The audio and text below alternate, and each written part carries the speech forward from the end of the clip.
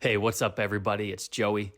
I wanted to let you know that this sermon you're about to listen to is another installment in our Story of God series. This is the series that we pick up a couple of times a year, walking through the great story of the Bible. We did create a separate podcast feed for all of our Story of God messages so that they can all be found conveniently in one place. And if you want to find that, I will link it in the episode description here for you. I hope you're blessed by this message. Grace and peace be with you.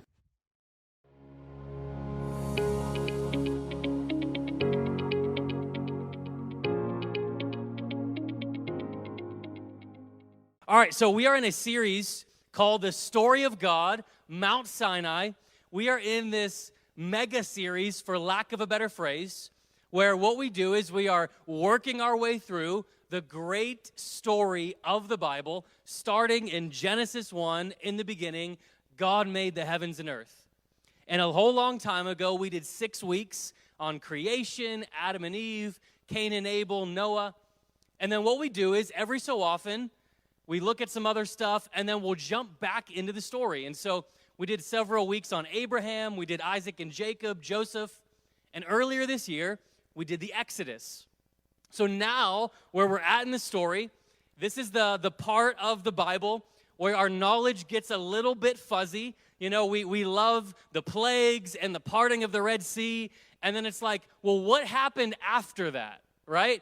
We get to a point in the story where, you know, you're reading about Moses and encountering God, and then you stumble into chapters of excruciating detail about instructions for how to build the tabernacle.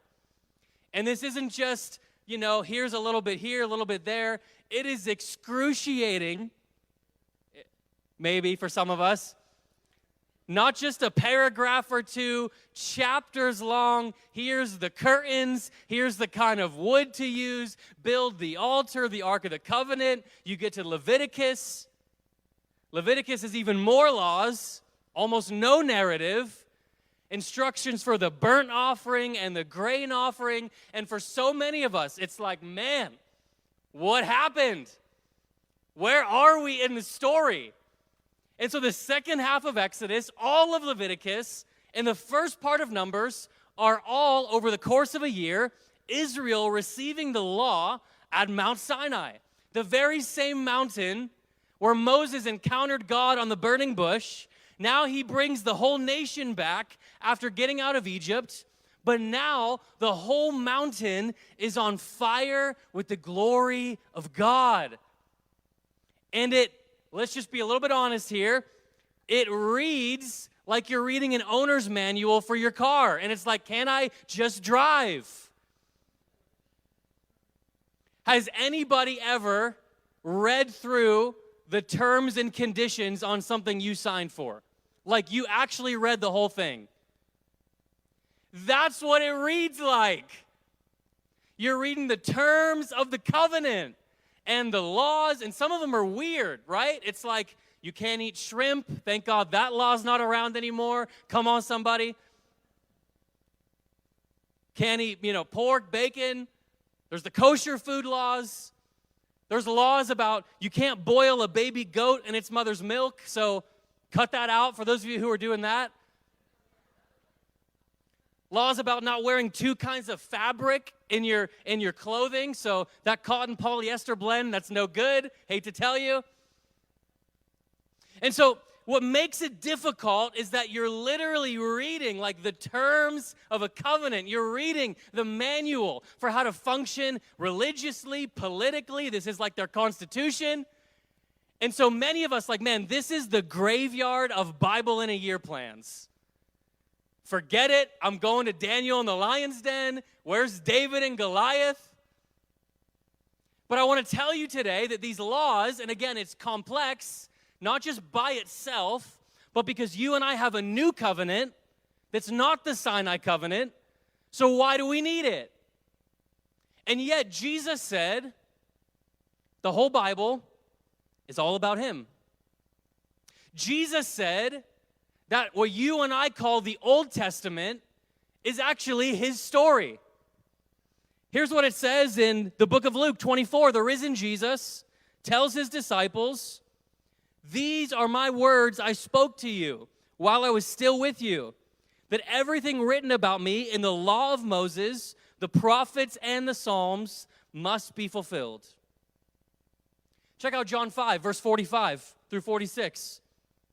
The religious leaders don't believe that Jesus is who he says he is. And they're quoting the law of Moses. Now watch what Jesus says. "Do not think that I will accuse you to the Father. Your accuser is Moses, on whom you have set your hope.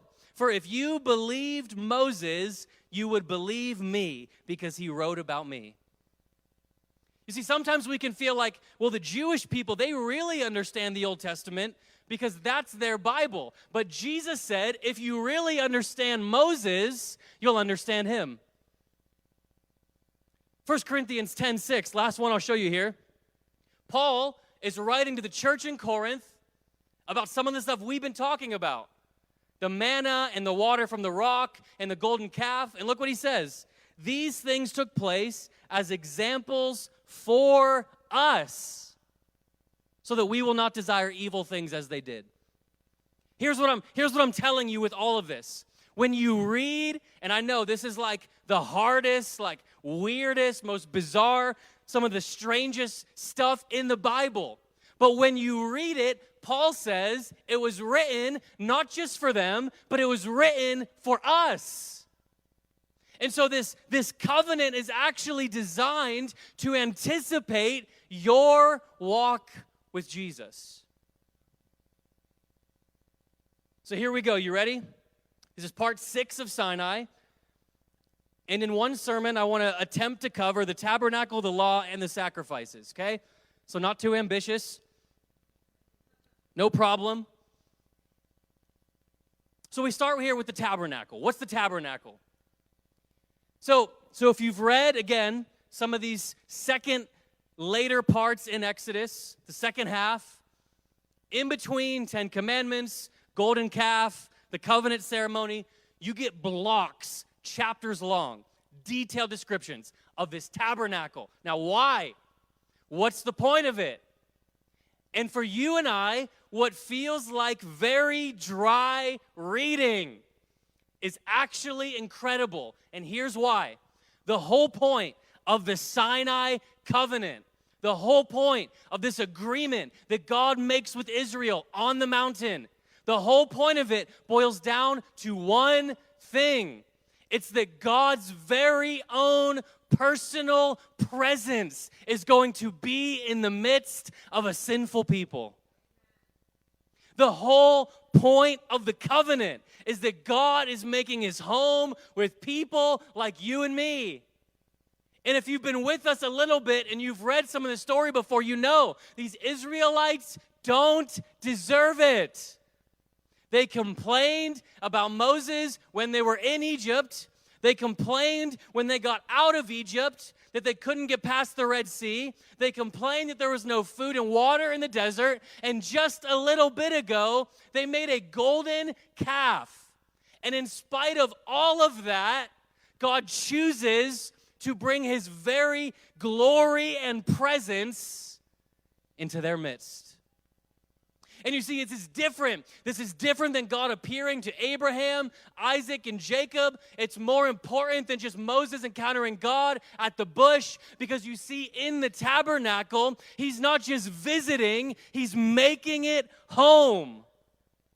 And this, of course, is the beauty of Sinai. That God takes a people who don't deserve it. He brings them out of slavery by his own sovereign grace. And he says, this is the people I want to call my own. This is the place where I want to dwell.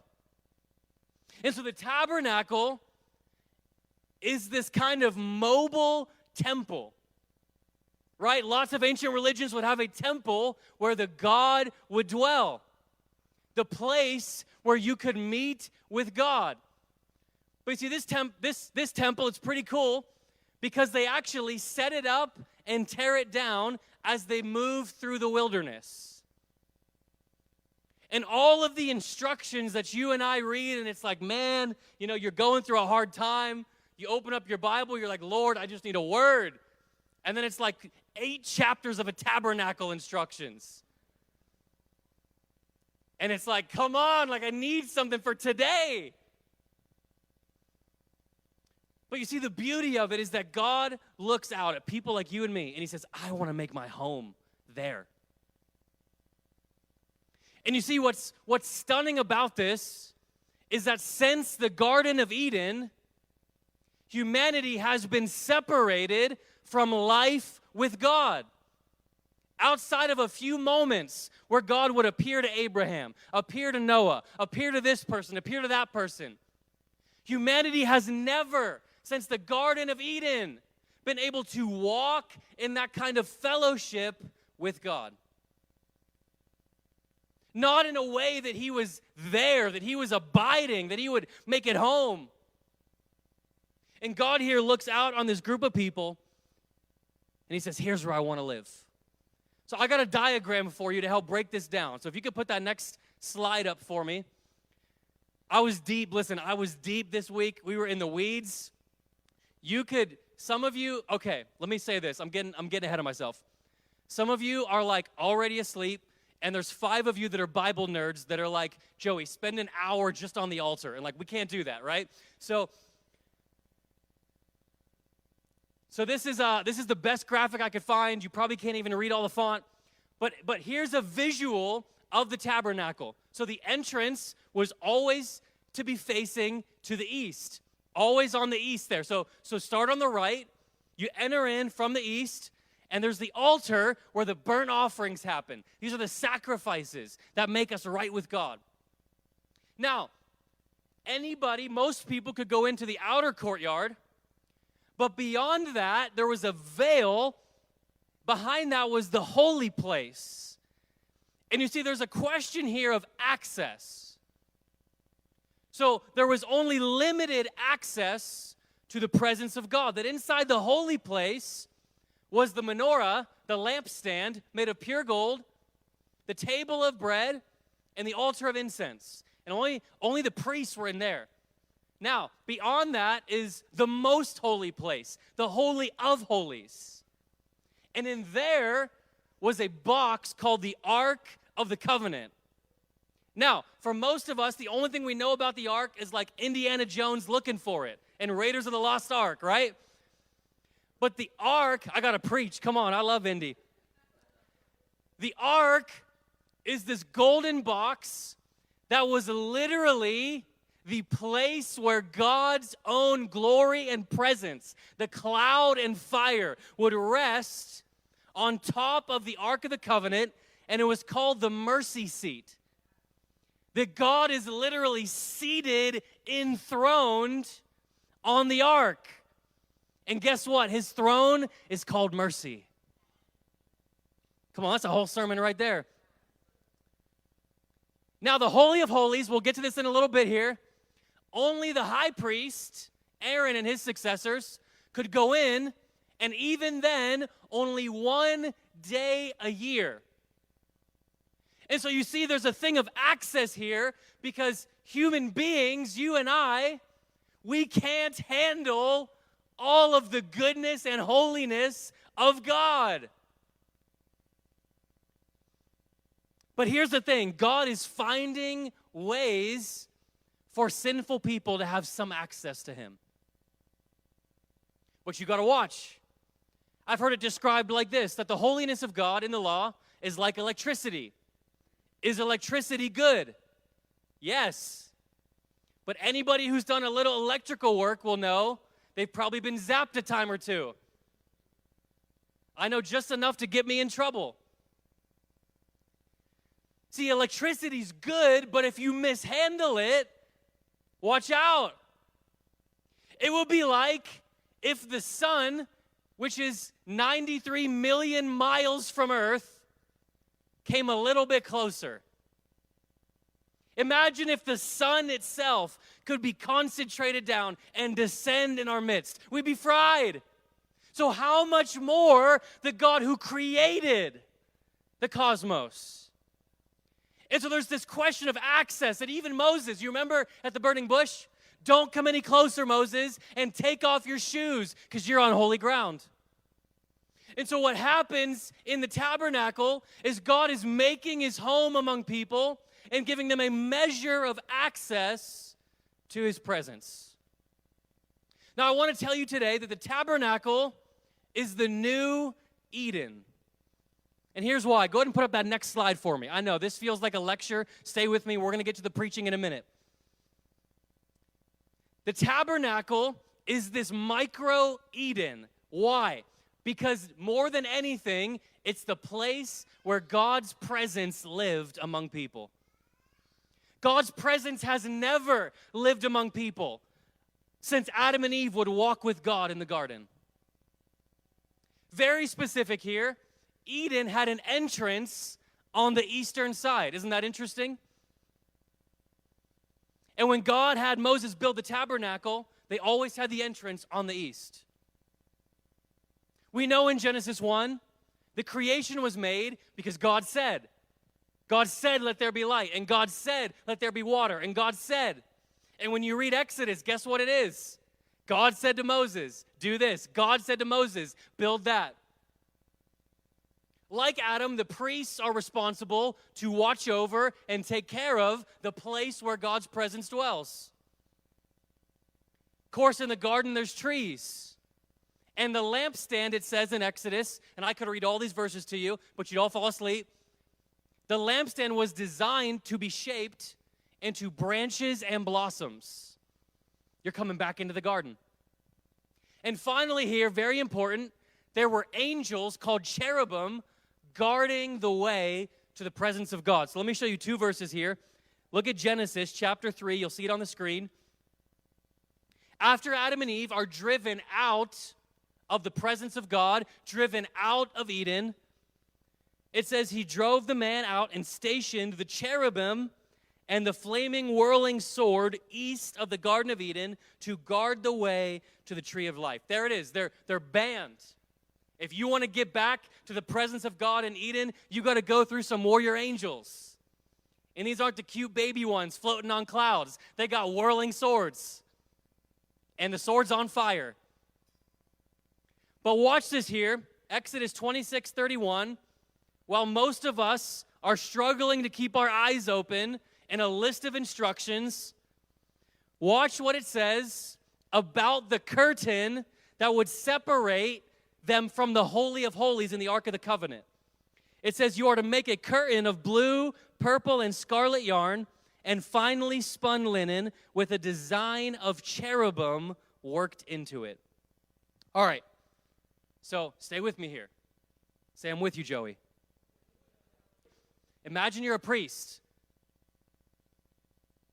The presence of God has made its home for the first time since Eden.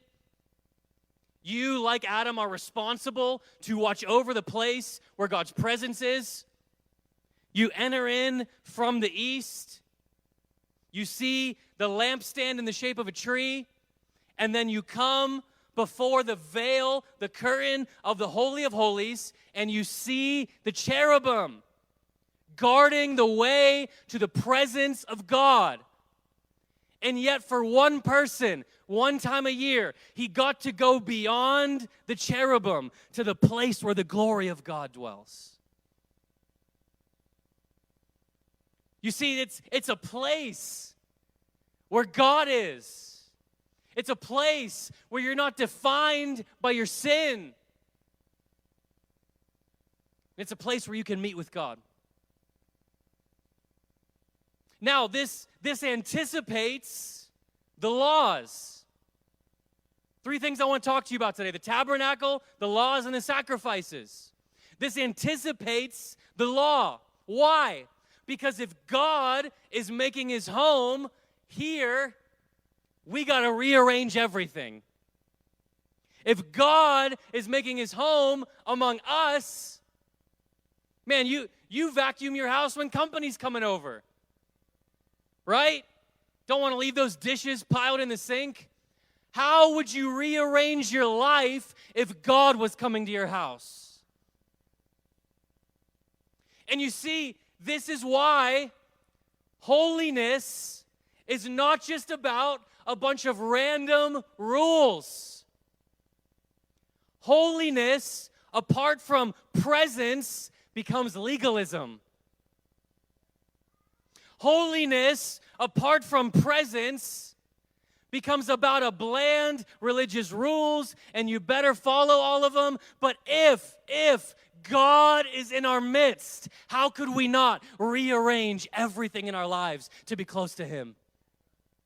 You see, in the culture that we live in today, we reject the law of God. We view it as restrictive, it's oppressive, it holds us back. But you see, I would tell you today that the law of God is life-giving. It's life. And you see, the idea of holiness is that it's a two-sided coin. The holiness, on one hand, is to be separate from the world with its ways. But the other side of the coin of holiness is that you're separate for something. That's what the word holy means. It means set apart, set aside. And so you see, to be holy is not just to say no to the world, no to the corruptions of the idols and the empty pleasures of this life. It is a way of saying, I'm rejecting and shunning all of that for Him. Because I want to lay hold of the presence of God. I want to know Him face to face. And you see, you can chase everything out there in the world. But for me, I want to go beyond the veil and past the cherubim. And I want to see the mercy seat. And I want to see the cloud of His glory. And I want to hear His voice. And I want to see His face. See, listen to me, friend. You don't have to follow the law. You get to. You don't have to rearrange your life for the presence of God. God won't make you do it. I won't make you do it. You can deceive all of us in this room. But listen, at some point, you've got to decide for yourself, I want Him. I want God. And you see, that's what real biblical holiness is all about. It's not about looking down your nose at everybody else and look at me, I'm better. Look at me, I've got it figured out. It's listen, I found Him. I want Him because the fire of His presence is infinitely better than anything else that this world has to offer. Give me Him. And you see, in the church today, we've rejected holiness preaching because we have lost a value for the presence of God. And I want to tell you today, holiness is not just jumping through hoops. It's going beyond the veil. To see Him. To know Him. And it's really easy to look at the Bible and to say, well, I like these commands. Don't murder. Good one. Oh, I won't lie. But right? And so it's like, we can look at the laws and be like, okay, 10 commandments, we're cool with those most of the time. But then we look at some laws and it's like, man, I don't know how I feel about this one. And we pick and choose what's comfortable for us. We pick and choose what's convenient for us. And we take what we like and we reject what we don't like. But I want to tell you today, if the only laws you follow are the ones you like, you're not following Him. You're following yourself. Because you are still the ultimate standard and lawgiver of which laws to choose. But I want to tell you today, His law, His commands, His instructions are life. See, we think that if we can throw off the law of God, we'll become free, but we're just slaves. Let me give you an example. Let's say you have two people. One of them wildly unhealthy, doesn't eat right, sleeps in, doesn't really take care of their body. And that person might say, well, I'm free to do whatever I want. But when their body breaks down because it's unhealthy, are they free? On the other hand, imagine a person who disciplines what they eat, they get good rest, they go for a run, they work out in the morning. Somebody might say, well, that's restrictive. And guess what? It is. But it also leads to freedom. And so what I have found in my life is that there's no such thing as somebody with zero restrictions. You will always trade some restrictions for some freedoms. Always. The question is, which restrictions lead to the most freedom? And which restrictions lead to the most life? And what I have found in my attempts again and again and again to live up to the law of God and follow it with all my heart, and I try and I fail and I'm not perfect. But what I have found over and over and over again is never once have I followed God's law and regretted it. But I could give you a list 1,000,000 miles long of times I thought I knew better and absolutely regretted it. And I want to tell you today, there's a restriction that leads to life.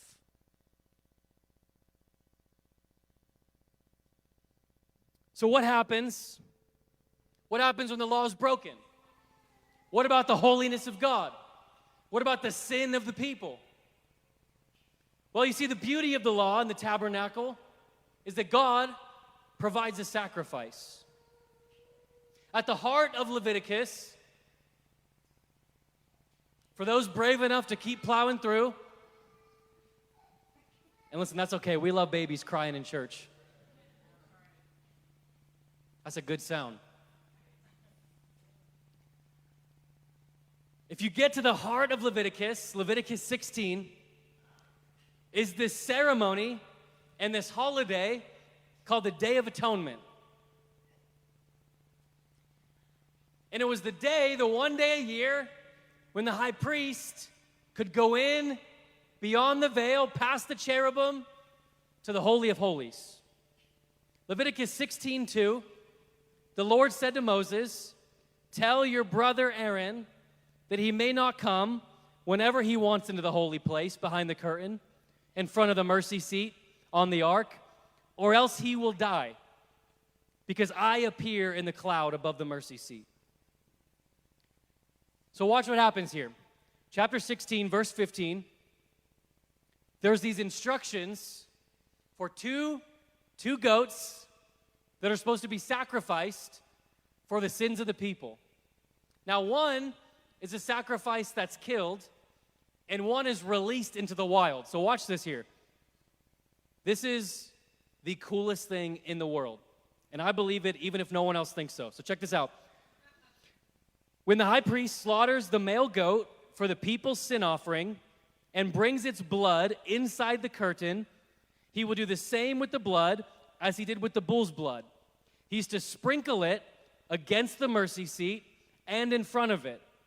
He will make atonement for the most holy place in this way for all their sins because of the Israelites' impurities and rebellious acts. He will do the same for the tent of meeting, that's the tabernacle, that remains among them, because it is surrounded by their impurities. No one may be in the tent of meeting from the time he enters to make atonement in the most holy place until he leaves after he has made atonement for himself, his household, and the whole assembly of Israel. Then he will go out to the altar that is before the Lord and make atonement for it. He is to take some of the bull's blood and some of the goat's blood and put it on the horns on all sides of the altar. And he is to sprinkle some of the blood on it with his finger 7 times to cleanse and set it apart from the Israelites' impurities. All right, you with me there? That's one goat. Look at your neighbor, say one goat. All right. Verse 20, when he has finished making atonement for the most holy place, the tent of meeting, and the altar, he is to present the live male goat. This is number 2. Aaron will lay both his hands, watch this, on the head of the live goat and confess over it all the Israelites' iniquities and rebellious acts, all their sins. He is to put them on the goat's head and send it away into the wilderness by the man appointed for the task.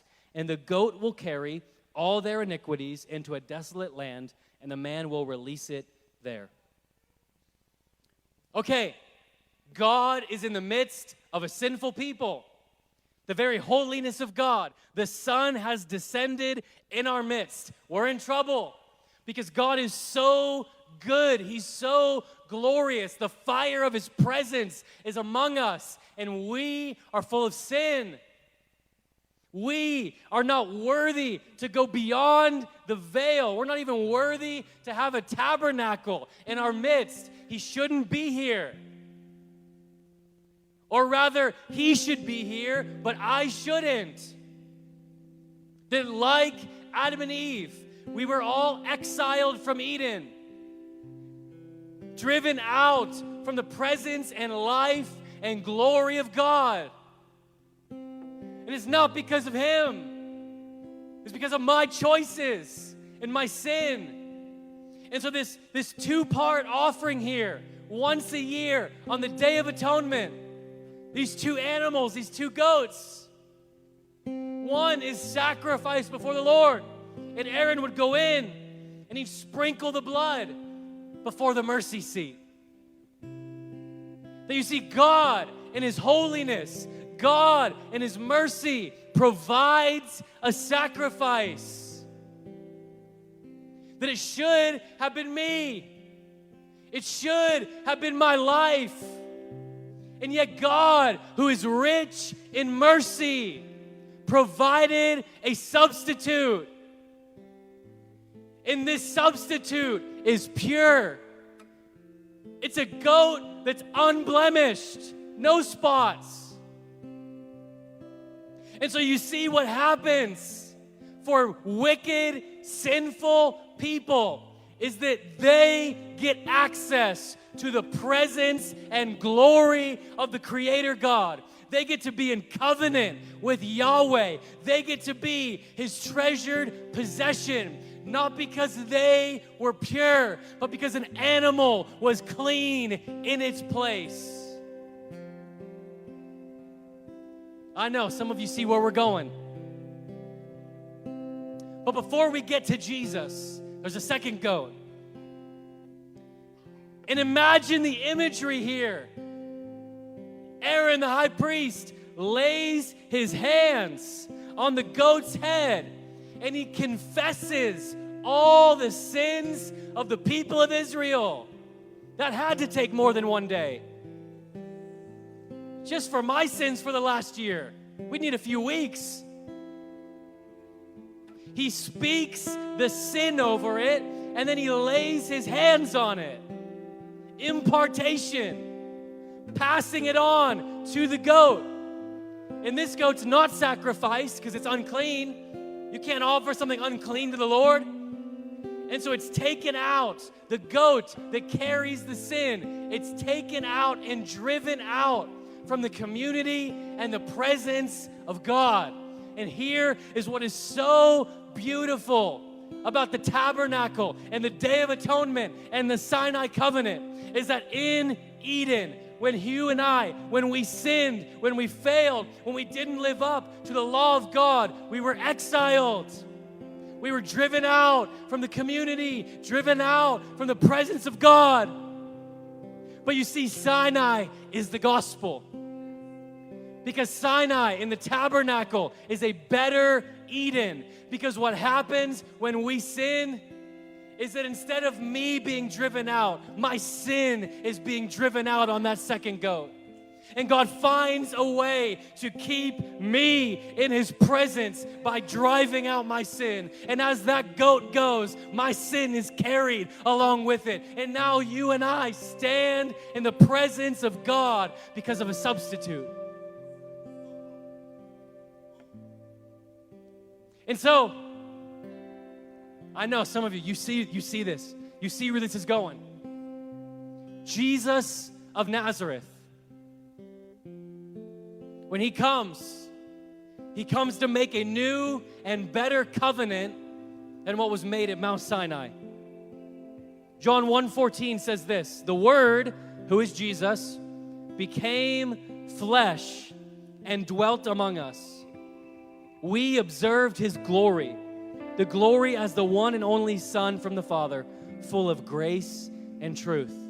Listen, that word dwelt in the Greek is literally the word tabernacle. You can fact check me later. That in Jesus Christ, we saw the glory of God again. And it's not a building, it's not Solomon's temple, it's not Moses' tabernacle that they would set up in the wilderness. We have seen his glory. Where? In the Son of God. Because he tabernacled among us. And you see, in Jesus Christ, he is the bridge between heaven and earth. He is the place where the glory of God dwells. He is the place where sinners like you and me are made right with God. And so you see, Jesus, he's like the temple. He's a temple on wheels. And everywhere he goes, sins are forgiven. And food comes out of nowhere. And water becomes wine. And storms are calmed. And demons are driven out. Why? Because Jesus is the glory of God in flesh. And he has tabernacled among us. Now watch what happens, Mark 15, 37 and 38. On the cross, Jesus let out a loud cry and breathed his last. Then the curtain of the temple was torn in two from top to bottom. You see, this is why you need Leviticus. This is why you need those long chapters in the book of Exodus, man. It's like, what's happening? But you see, you won't understand who Jesus is without it. Because Mark gives you nothing. What curtain, Mark? The temple shower curtain? What are we talking about? What does it mean? What does Jesus dying have anything to do with I can't even talk. I'm so excited. What does it have to do with me? What does a curtain have to do with me? And I want to tell you today, you have a better access than even the high priest had. And you and I are much less holy. Why? Because a better sacrifice was made. Another substitute came. And it's not the blood of a goat, but the blood of the Son of God. And he took my sin the same way that Aaron would lay his hand on that goat and that goat would carry it away. Jesus carried my sins far away. And now I can go into the Holy of Holies, into the presence of God because of Jesus Christ on my behalf. That's who Jesus is. Don't you see? All the people of Israel got to watch one guy go into the tabernacle. One day a year. But you have 24/7 access to the glory of God. Live like it, church. Believe it, church. You have a better access because there's a better priest who made a better sacrifice with better blood, and it's his own. Let me read you a couple verses from Hebrews here. Hebrews 7. If you want to know how the New Testament relates to the Old, read the book of Hebrews. The whole thing, Jesus is better. Better sacrifice, better priest, better covenant. Watch this, Hebrews 7:23. Now many have become Levitical priests, since they are prevented by death from remaining in office. Always need a new priest. These priests be dying, and I got more sins. But because Jesus remains forever, he holds his priesthood permanently. Therefore, he is able to save completely those who come to God through him, since he always lives to intercede for them. Verse 26, for this is the kind of high priest we need. This is the kind of high priest Joey needs. Holy, innocent, undefiled, separated from sinners, and exalted above the heavens. I'll run through a wall right now. This is the high priest that Joey needs. You see, the problem with the other priests is that they were sinners too. And a goat ultimately could never take away my sins. And so every year, we're doing it again. Every year, new high priest, whoever it is this year, Aaron dies, his son's got to take over. He does it for a while. New sacrifices, more sins, lay hands on the goat again and again and again and again. But you see, this is why Christianity has no more sacrifices. Because there was one sacrifice that was good enough for you, for me, and for the whole world. And by his blood, he has washed the nations of the stain of sin. And this is what you got to know about the ascension. Yes, he died. Yes, he rose. But you see, when he ascended as the high priest, he went in to the presence of God. And I want to tell you today, maybe you heard that Jesus died for you. He died as you, that as he died, your old life died. And when he rose, you got a new life. But guess what? When he ascended in the presence of God, that ascension was your ascension and my ascension. And he brought us with him into the presence of God forever. So now I can come boldly before the throne of grace. That I, in the middle of the night, don't have to knock on the priest's door. I don't have to wait for that year of atonement, that day of atonement, one day down the road. I can right now, Sunday morning, come in to the presence of God.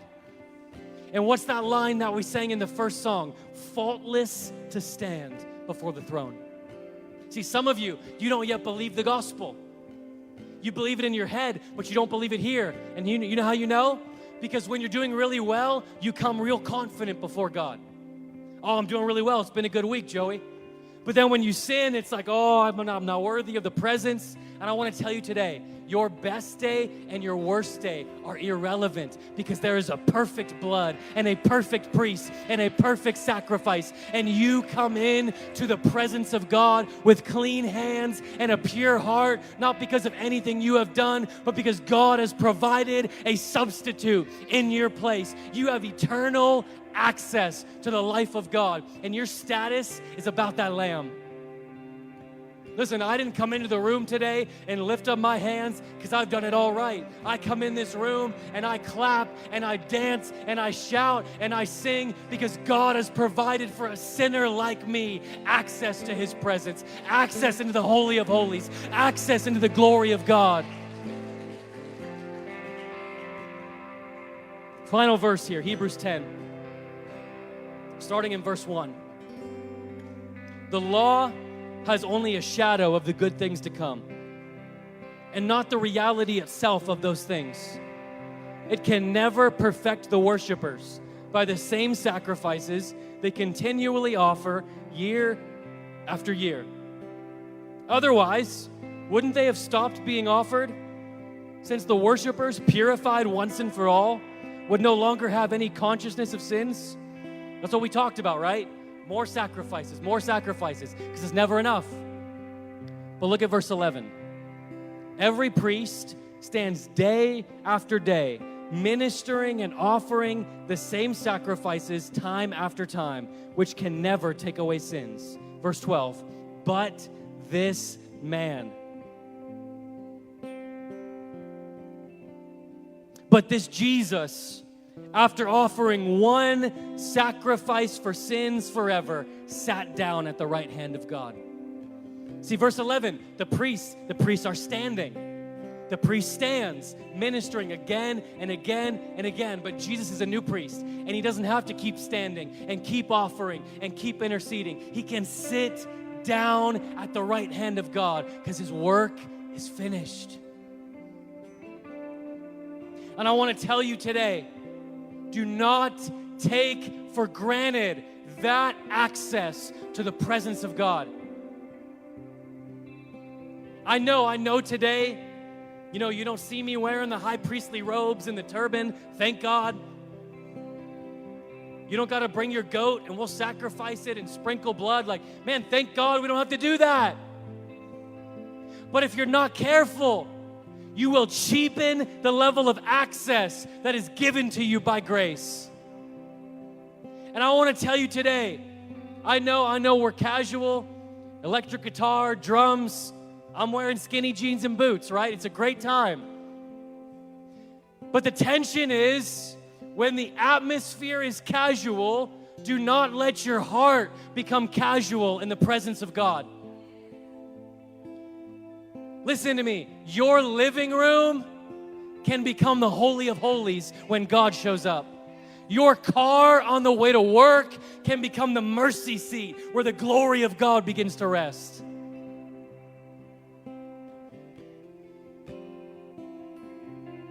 And the wonder of it, the amazement of it, that like Adam and Eve, I should have been driven out from His presence, and I deserve it. I should have been like that goat, driven out carrying sins. And yet somehow, in the grace of God, I get to stay because someone else carried it in my place. What joy! What wonder! What a gospel this is! And I want to tell you today, in no uncertain terms, do not linger from a distance. Yeah, but Joey, you don't know what I've done. Well, Joey, it's just another Sunday. I guess I'll come to church. You are coming before the throne of God. You are entering in to the holy place. Because for whatever reason, God, in His mercy and grace, wants to make His home with you and me. He wants to make His home right here, in this room, in your house, in your marriage, in your family, in your neighborhood. And somehow, in the goodness of God, He drove away my sin without driving me away.